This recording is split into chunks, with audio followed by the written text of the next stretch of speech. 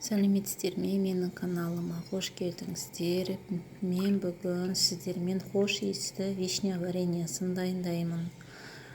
Вишня вареньесін жақсылап жуып аламыз. Жуылған вишняны қант қосып, шырыны шыққанша біраз уақытқа қалдырамыз.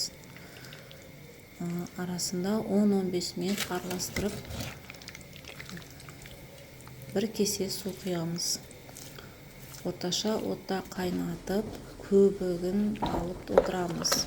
Осылайша бірнеше рет қайнатып, қоюланғанша пісіреміз. Қараңызшы, түсі қандай әдемі, жидектері бүтін, сиробы қою. Дайын вареньемізді стерилденген банкаларға құйып жабамыз. Қысқа арналған дәмді әрі табиғи тосап дайын.